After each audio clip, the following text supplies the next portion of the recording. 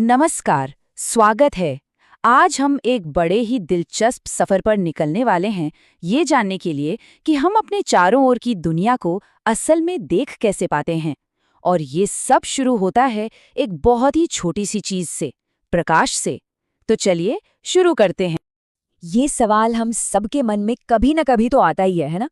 ये सिर्फ आंखें खोलने भर की बात नहीं है। असल में इसके पीछे साइंस के मतलब फिजिक्स के कुछ बड़े कमाल के सिद्धांत काम करते हैं और आज हम उन्हीं को एक-एक करके खोल कर समझेंगे।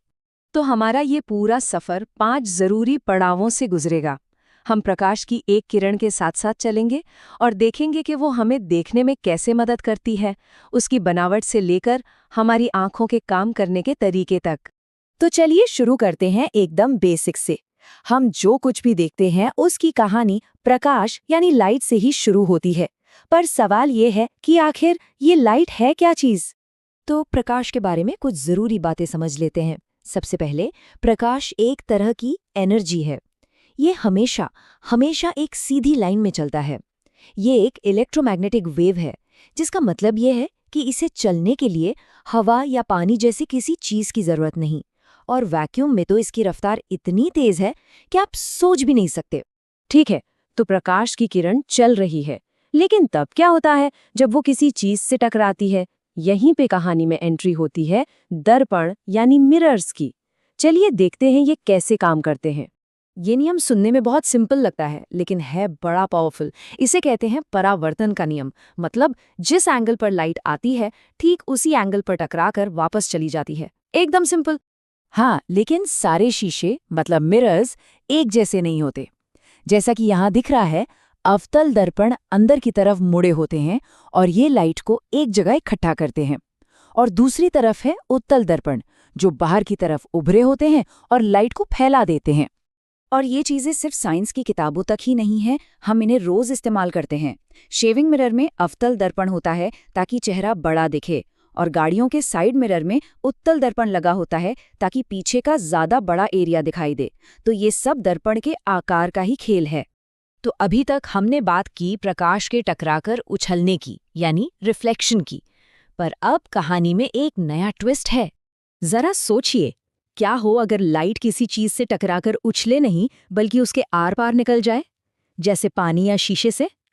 यहीं से चीजें और भी मजेदार हो जाती हैं। बस इसी को कहते हैं रिफ्रैक्शन, यानी प्रकाश का मुड़ना। जब लाइट एक चीज से दूसरी चीज में जाती है, जैसे हवा से पानी में, तो वो थोड़ी सी मुड़ जाती है। और हाँ, यही वो वजह है जिससे पानी के गिलास में रखी पेंसिल हमें टेढ़ी नजर आती है।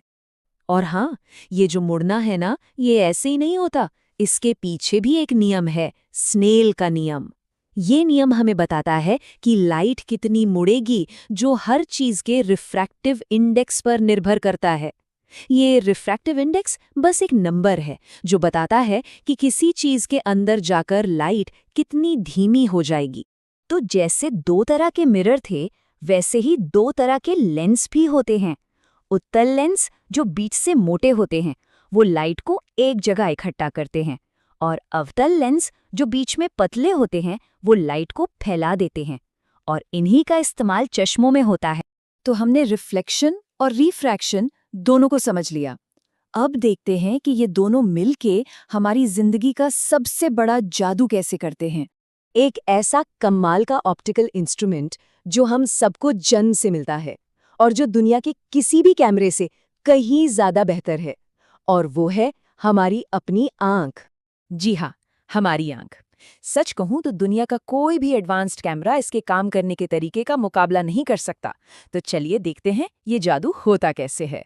तो होता ये है कि लाइट सबसे पहले हमारी आंख की बाहरी परत कॉर्निया से अंदर आती है। फिर आइरिस तय करता है कि कितनी लाइट अंदर जानी चाहिए, बिल्कुल कैमरे के अपर्चर की तरह। इसके बाद आंख का लेंस लाइट को मोड़कर रेटिना पर फोकस करता है, जो कैमरे के सेंसर जैसा होता है।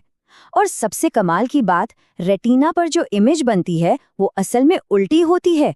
हमारा दिमाग उसे सीधा करके हमें दिखाता है ना कमाल? और आंख ही एक और सुपर पावर है, जिसे कहते हैं समंजन क्षमता, यानी अकोमोडेशन। हमारा लेंस अपनी फोकल लेंथ खुद ब खुद बदल सकता है, जिससे हम एक पल में दूर की चीज और अगले ही पल पास की चीज पर फोकस कर सकते हैं। किसी भी ऑटोफोकस कैमरे से भी तेज। पर ये इतना कॉम्प्लेक्स सिस्टम है कि कभी-कभी इसमें थोड़ी गड़बड़ी भी हो जाती है और तभी हमें मदद की जरूरत पड़ती है। दो सबसे आम समस्याएं हैं मायोपिया और हाइपरमेट्रोपिया। मायोपिया में इमेज रेटिना पर बनने के बजाय उसके थोड़ा आगे ही बन जाती है। इसे ठीक करने के लिए अवतल लेंस का चश्मा लगता है और हाइपरमेट्रोपिया में इसका उल्टा होता है। इमेज रेटिना के पीछे बनती है और उसे ठीक करने के लिए उत्तल लेंस का इस्तेमाल होता है। तो ये जो हम कहते हैं ना चश्मे का नंबर, उसका मतलब क्या है? वो असल में लेंस की पावर होती है जिसे डायोप्टर में नापते हैं।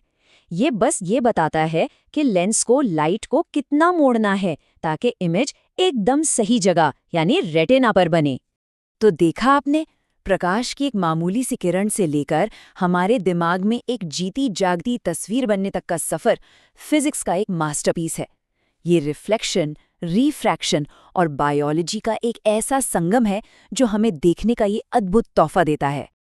तो हमने उस लाइट को तो समझ लिया जिसे हम देख सकते हैं, पर उन अनदेखी ताकतों का क्या जो हमारी पूरी दुनिया को चला रही हैं, जैसे इलेक्ट्रिसिटी और मैग्नेटिज्म? शायद ये कहानी फिर कभी, पर सोचने वाली बात तो है ना?